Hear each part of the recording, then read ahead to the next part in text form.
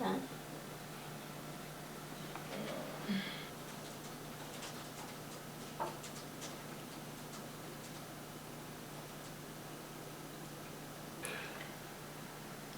Hello everyone, my name is Carly Shangru, and again I work with the University of Colorado. Today we're going to be talking about Chapter 4, which is learning about diseases. The objectives for Chapter 4, the first one is to differentiate between communicable and non-communicable diseases. Number 2, describe what an acronym is, state what the acronym AIDS, which is Acquired Immunodeficiency Syndrome. Identify AIDS as a communicable and deadly disease. And also, number 4 will be to explain that HIV, which is human immunodeficiency virus, is the virus that causes AIDS. As the rest of the lesson overview, what we're going to be covering for Chapter 4, we're going to have 4 different activities. The first one is the question box. That will take about 5 minutes. Activity number 2 is called Dirty Glob, which is a game that'll run approximately 10 minutes. Activity number 3, ways diseases are transmitted. That's a discussion.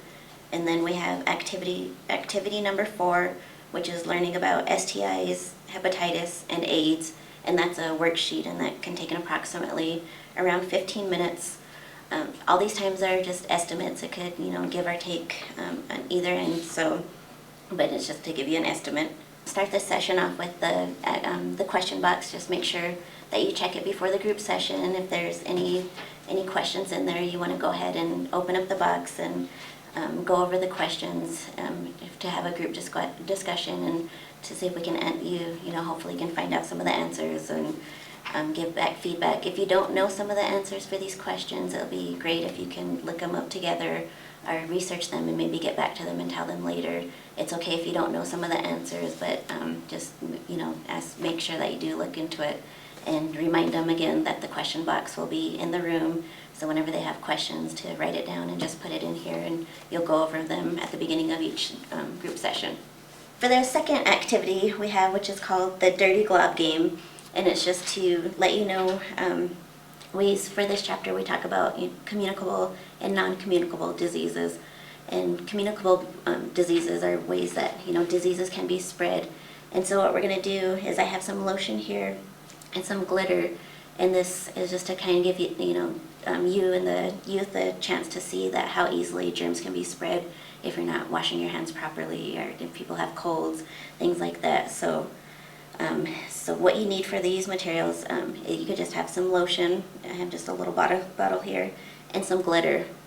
And I'm also laying out a newspaper just to help with some of the mess. It'll be easier for cleanup. For this activity, we're talking about the Dirty Glob game, and we're demonstrating how easy it is for germs to be passed from one person to another.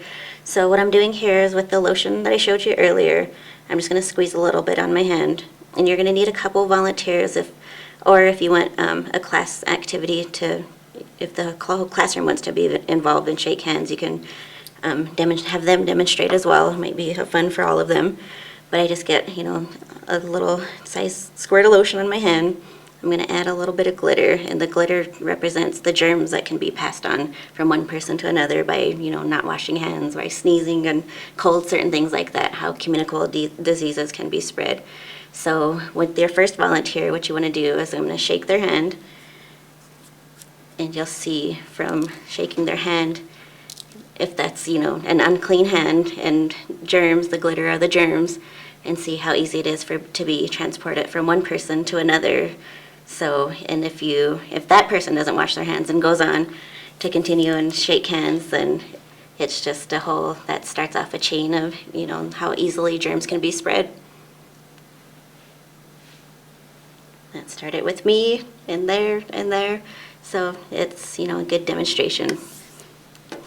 You can see after completing activity number 3, or activity number 2, which is the Dirty Glob game, and how easy it is for communicable diseases to be transmitted. And some of the things that you're going to want to discuss afterwards, which is also contained in the lesson plan, is you want to talk about, the 5 senses: seeing, tasting, smelling, touching, and hearing, and see, what they've noticed from that. because some diseases, or most diseases actually, germs, you can't be seen. But this was just to demonstrate how easily it can be done, but talk about maybe, what they were able to see, if they could smell anything, just any of the senses that they were able to use. And then, like I said, mention that most germs, most diseases, you can't detect or smell, but it just gives you an idea. You also want to talk about, just to remind them of ways that they can protect themselves for certain diseases. For example, like washing your hands if somebody has a cold. If you sneeze, you don't want to sneeze and touch somebody else's hand or touch a doorknob, things like that. And building up to talk about ways that they wanted to protect themselves from, such as HIV and AIDS, leading up into that conversation. So in the lesson plan there are some points that you want to touch on here afterwards. And then we're also going to move right along into activity number 3, is also talking about ways diseases can spread. And this is a discussion that you're going to want to have and be prepared for, and look over the lesson plan and materials ahead of time. And you're going to want to touch again on ways that communicable diseases can be spread. And there's many different ways. They can be airborne diseases from people coughing, germs that can be in the air that can travel that way. There's waterborne diseases, which are things that are found in water, and sometimes it can get into where cooking or preparing meals, or you want to be careful about where you're going and traveling. Insects are another carrier of certain diseases. Mosquitoes, wood ticks can also spread some diseases. And then touching on sexually transmitted diseases.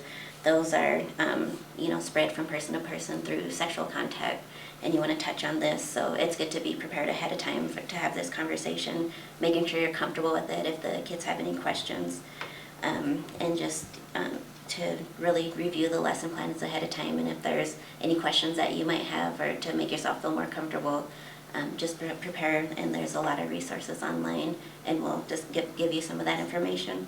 So that's activity number 3.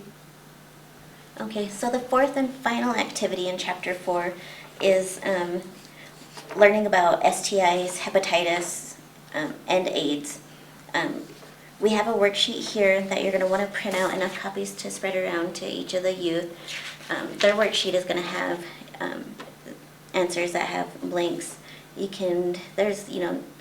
have in the lesson plan, there's a couple of ways that, different ways that you can do this. You can have people pair off. You can do a group activity. You can maybe work together and write something on the board. However, there's a couple different ways it can be done, but you want to have, the youth see as much as they can answer, and if they're having a hard time with it, you want to step in and help them out, or figure out whether or not to be a group activity. You can make it into sort of a game. And so just ahead of time, your materials would be, this is contained in the lesson plan, and to have, enough copies for each of the youth. And then for you, what you'll keep for yourself is you'll have an answer key. And so for the blank spaces here, you're going to have, the answers are here in red, so you can, help the youth if they're having a hard time. And so just, that is the 4th and final activity. And this is something you're going to want to review ahead of time. It talks about, like I mentioned, STIs, hepatitis, and AIDS. So there might be some terms, some things that you want to look over and look up and be prepared ahead of time in case there are questions.